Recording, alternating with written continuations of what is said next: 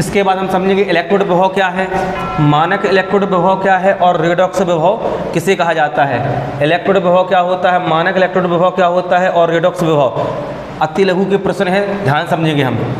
तो रेडॉक्स विभव किसे कहा जाता है, जब किसी विलयन में धातु की छड़ को डाला जाता है, जब किसी विलयन में हम धातु की छड़ को डालते हैं तो छड़ और विलयन के बीच में जो विभवांतर उत्पन्न होता है, विभवांतर, ठीक है। जब किसी विलयन में धातु की छड़ को डाला जाता है तो छड़ और विलयन के बीच में जो विभवांतर उत्पन्न होता है उसे इलेक्ट्रोड विभव कहते हैं और इसे ई से प्रदर्शित करते हैं।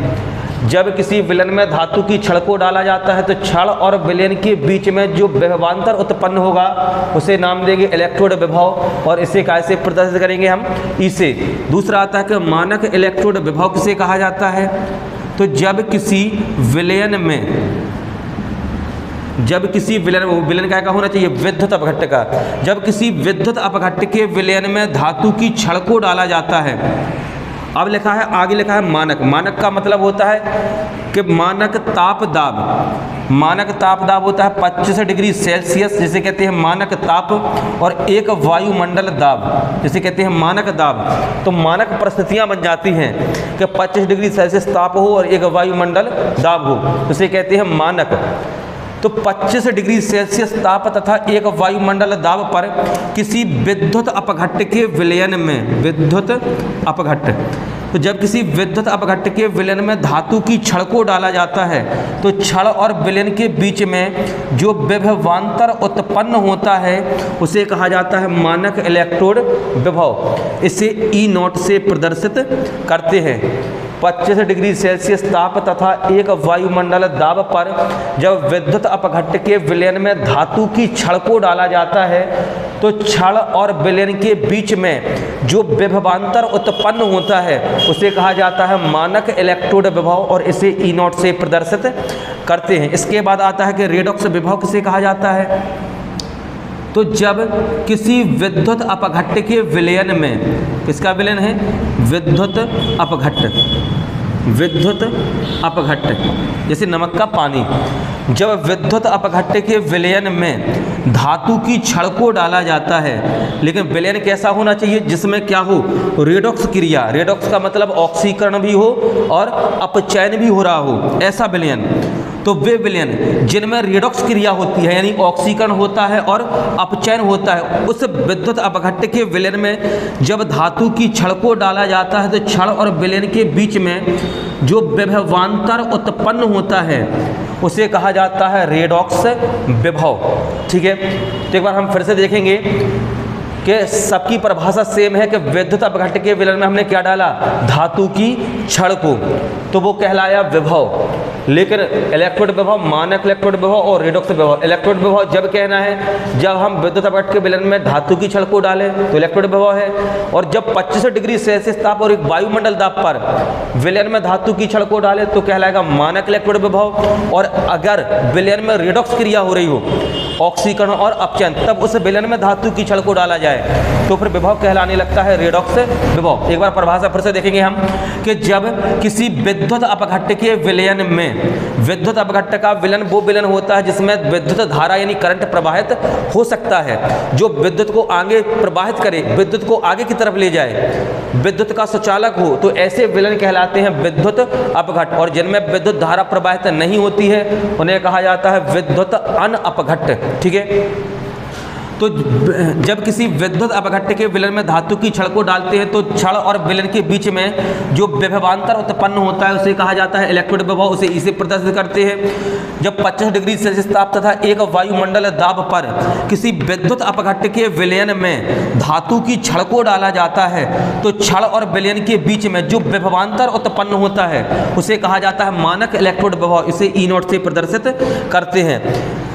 और जब किसी विद्युत अपघट्ट के विलयन में रेडॉक्स क्रिया होती है यानी ऑक्सीकरण और अपचयन, तब उस विलयन में धातु की छड़ को डालने पर छड़ और विलयन के बीच में जो विभवांतर उत्पन्न होगा उसे कहेंगे रेडॉक्स विभव, इसे ई रेड से प्रदर्शित करते हैं। यू रेड का मतलब है रिडॉक्स, ठीक है, और ई मतलब इलेक्ट्रोड विभव, ठीक है। तो इतनी परिभाषा सबको समझ में आ गई होगी, इसे अच्छे से कंप्लीट कर लें। इसके बाद हम आगे बताते हैं नसर्ट समीकरण। तो अभी हमने आपको बताया था इलेक्ट्रोड विभव और मानक इलेक्ट्रोड के विभव के बारे में। तो जहाँ पर ई को कहा जाता है इलेक्ट्रोड विभव, इलेक्ट्रोड विभव, और ई नॉट कहलाता है मानक इलेक्ट्रोड विभव, ठीक है। ध्यान समझिएगा नसर्ट समीकरण को। तो नसर्ट समीकरण होता क्या है? वह समीकरण जो ई तथा ई नॉट में संबंध को बताता है, यानी इलेक्ट्रोड विभव तथा मानक इलेक्ट्रोड के बीच संबंध को बताता है, वह समीकरण कहलाता है नसर्ट समीकरण। नसर्ट ने एक समीकरण दिया था किसके संबंध में? ई तथा ई नॉट के संबंध में, इलेक्ट्रोड विभव और मानक इलेक्ट्रोड विभव के संबंध में एक समीकरण दिया था जिसे कहा गया था नसर्ट समीकरण। तो नसर्ट ने ई तथा ई नॉट के संबंध में एक समीकरण दिया, यानी इलेक्ट्रोड विभव और मानक इलेक्ट्रोड विभव के संबंध में एक समीकरण दिया जिसे कहा नसर्ट समीकरण। समीकरण होता क्या है, जरा ध्यान समझेंगे हम कि ई बराबर E not minus 2.303 upon N F R T log 10 1 upon M N positive, M N positive, ये समीकरण कहलाता है नसर्ट समीकरण। तो ई और ई नॉट में संबंध बताने वाले समीकरण को नसर्ट समीकरण कहा जाता है। और नसर्ट समीकरण का सूत्र हमने लिख दिया है कि ई बराबर E not minus 2.303 R T upon N F log 10 1 upon M N positive. साथ में पूछा जाता है कि सन्निहित पदों को समझाइए। इसमें जो पद प्रयोग किए गए हैं उन पदों का नाम क्या है, क्या होते हैं ये पद? तो जहां पर हमारा ई क्या है, इलेक्ट्रोड विभव, तथा ई नॉट क्या है, मानक इलेक्ट्रोड विभव, मानक इलेक्ट्रोड विभव। एन क्या है, मोलों की संख्या, मोलों की संख्या। एफ है फैराडे नियतांक, नियतांक जिसका मान फिक्स होता है 96,500, ठीक है। जहाँ पर आर हमारा स्थिरांक है और टी है ताप, कैसे कह सकते हैं हम, परम ताप, और एम हमारी मेटल यानी धातु है, और एन पॉजिटिव यहाँ पर है धनायनों की संख्या, पॉजिटिव की संख्या कितनी होगी, 2 4 6, 2 या 3 कितने होंगे पॉजिटिव, ठीक है। तो यह है नसर्ट समीकरण कि ई बराबर E not minus 2.303 R T upon N F log 10 1 upon M N positive, जहाँ पर ई इलेक्ट्रोड विभव है, ई नॉट मानक इलेक्ट्रोड विभव है, एन मोलों की संख्या है, एफ फैराडे नियतांक है जिसका मान फिक्स होता है 96,500, आर एक स्थिरांक है, कांस्टेंट है, टी हमारा ताप है, एम धातु है, और एन पॉजिटिव क्या है, धनायनों की संख्या। तो ये पूरा समीकरण कहलाता है नसर्ट समीकरण। इसके बारे में पूछा जाएगा तो केवल इतना ही लिखना है कि वह समीकरण जो इलेक्ट्रोड विभव और मानक इलेक्ट्रोड विभव में संबंध बताता है नसर्ट समीकरण कहलाता है। उस समीकरण को लिख देना है। इसके बाद इनके पदों को समझाना है। तो पद कौन कौन से उनको सबको हमने लिख दिया है कि इलेक्ट्रोड विभव, मानक इलेक्ट्रोड विभव, मोलों की संख्या, फैराडे नियतांक, आर स्थिरांक है, टी ताप है, एम धातु है, और एन पॉजिटिव उसमें धनायनों की। अब हम सभी समझेंगे मानक हाइड्रोजन इलेक्ट्रोड के बारे में कि मानक हाइड्रोजन इलेक्ट्रोड होता क्या है। तो हमने चित्र बना दिया है आप सभी को, इसे ज़रा ध्यान समझेंगे हम कि मानक हाइड्रोजन इलेक्ट्रोड। मानक का मतलब होता है, हमने पहले ही कहा था कि मानक परिस्थितियाँ 25 डिग्री सेल्सियस ताप और एक वायुमंडल दाब, नॉर्मल टेम्परेचर 25 डिग्री सेल्सियस ताप और कितना होना चाहिए, एक वायुमंडल दाब। जहाँ पर मानक लिखा जाता है तो वहाँ पर होता है 25 डिग्री सेल्सियस ताप और एक वायुमंडल दाब। तो सर्वप्रथम एक कांच की नली में पीटी यानी प्लेटिनम के इलेक्ट्रोड को लगा दिया जाता है। सर्वप्रथम कांच की एक नली में प्लेटिनम के इलेक्ट्रोड को लगा दिया जाता है जिसके ऊपर पीटी विलय की परत चढ़ी होती है या प्लेटिनम विलय का अस्तर लगा होता है। तो इसके बाद हमने बताया कि जैसे कि सर्वप्रथम एक कांच की नली में पीटी इलेक्ट्रोड लगा होता है जिसके ऊपर पीटी यानी प्लेटिनम ब्लैक की परत चढ़ी होती है। इस पूरे यंत्र को 1m यानी 1 मोलर सांद्रता वाले HCl के विलयन में रख दिया जाता है। इस विलयन की सांद्रता कितनी है? 1 मोलर यानी 1m।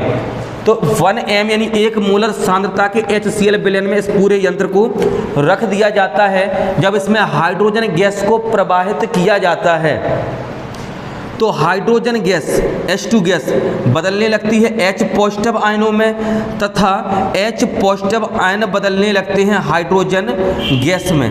ठीक है, जब इसमें हाइड्रोजन गैस को एक वायुमंडल दाब तथा 25 डिग्री सेल्सियस ताप पर हाइड्रोजन गैस को धीरे धीरे प्रवाहित किया जाता है तो हाइड्रोजन गैस H पॉजिटिव आयनों में बदल जाती है तथा H positive ion hydrogen gas में बदलने लगते हैं। यह इलेक्ट्रोड एनोड तथा कैथोड दोनों की भांति कार्य करता है। जो हमने इलेक्ट्रोड लगाया पीटी का, यह दोनों की भांति कार्य करेगा, प्लस और माइनस की तरह, यानी एनोड की भी भांति कार्य करेगा और कैथोड की भी भांति कार्य करेगा। जब यह एनोड की तरह कार्य करता है तो इस पर ऑक्सीकरण होता है और जब यह कैथोड की तरह कार्य करता है तो इस पर क्या होता है? अपचयन। जब यह एनोड की तरह कार्य करेगा तो इस पर ऑक्सीकरण होगा। ऑक्सीकरण का मतलब है कि इलेक्ट्रॉन को त्यागना, और जब हम इलेक्ट्रॉनों को त्यागेंगे तो धनात्मक आयन बढ़ेगा। तो एनोड पर यह त्याग कर बदल जाता है H पॉजिटिव में और कैथोड पर यह इलेक्ट्रॉन लेकर बदल जाता है H2 में। तो एक बार हम फिर सुनेंगे कि सर्वप्रथम एक कांच की नली में पीटी यानी प्लेटिनम के इलेक्ट्रोड को लगा दिया जाता है जिस पर प्लेटिनम ब्लैक का स्तर चढ़ा होता है। इस पूरे यंत्र को 1m HCl के विलयन में रख दिया जाता है। जब 25 डिग्री सेल्सियस ताप और एक वायुमंडल दाब पर हाइड्रोजन गैस को धीरे धीरे प्रवाहित किया जाता है तो हाइड्रोजन गैस H पॉजिटिव आयनों में तथा H positive ion hydrogen gas में परिवर्तित होने लगते हैं। यह इलेक्ट्रोड एनोड और कैथोड दोनों की भांति कार्य करता है। जब यह एनोड की भांति कार्य करता है तो इस पर ऑक्सीकरण होता है और हाइड्रोजन गैस बदल जाती है H पॉजिटिव आयनों में, तथा जब यह कैथोड की भांति कार्य करता है तो इस पर अपचयन होता है जिस कारण H पॉजिटिव आयन बदल जाते हैं H2 गैस में। समझ में आ गया होगा। और यह पूरा इलेक्ट्रोड कहलाता है मानक हाइड्रोजन इलेक्ट्रोड। तो समझ में आ गया होगा। समझेंगे कोलराउस के नियम के बारे में। कोलराउस का नियम क्या होता है? तो तुल्यांकी चालकता तथा मोलर चालकता को समझाने के लिए कोलराउस ने एक नियम दिया जिसे कहा जाता है कोलराउस का नियम। मोलर चालकता और तुल्यांकी चालकता, जैसे हमने अभी समझाया था आपको कि लैम्डा से प्रदर्शित करते हैं। तो मोलर चालकता और तुल्यांकी चालकता को समझाने के लिए कोलराउस ने एक नियम दिया जिसे कहा जाता है कोलराउस का नियम। नियम क्या था कि किसी विद्युत अपघट्ट जैसे NaCl हमारा क्या है? विद्युत अपघट्ट, क्योंकि NaCl यानी नमक का पानी विद्युत का सुचालक होता है और वे विलयन जो विद्युत के सुचालक होते हैं विद्युत अपघट्ट कहलाते हैं। तो नमक हमारा विद्युत अपघट्ट है NaCl। तो विद्युत अपघट्ट की अनंत तनुता यानी इतना तनु कि जिसकी तनुता बहुत ज़्यादा हो, बहुत पतला हो, अनंत तनुता। तो विद्युत अपघट्ट की अनंत तनुता पर तुल्यांकी चालकता, इसके धनायन मतलब Na पॉजिटिव तथा ऋणायन Cl नेगेटिव की अनंत तनुता पर तुल्यांकी चालकता के योग के बराबर होती है। यह नियम कोलराउस का नियम कहलाता है। विद्युत अपघट्ट की अनंत तनुता पर तुल्यांकी चालकता, लैम्डा मतलब तुल्यांकी चालकता, विद्युत अपघट्ट की अनंत तनुता पर तुल्यांकी चालकता उसके धनायन तथा ऋणायन की अनंत तनुता पर तुल्यांकी चालकता के योग के बराबर होती है। यह नियम कोलराउस का नियम कहलाता है। लगभग सबको समझ में आ गया होगा कि नियम क्या है। एक बार हम फिर से बताएंगे, ध्यान सुनना कि विद्युत अपघट्ट की अनंत तनुता पर तुल्यांकी चालकता उसके धनायन तथा ऋणायन की अनंत तनुता पर तुल्यांकी चालकता के योग के बराबर होती है। यह नियम कोलराउस का नियम कहलाता है। इसे अच्छे से याद कर लेंगे हम सभी।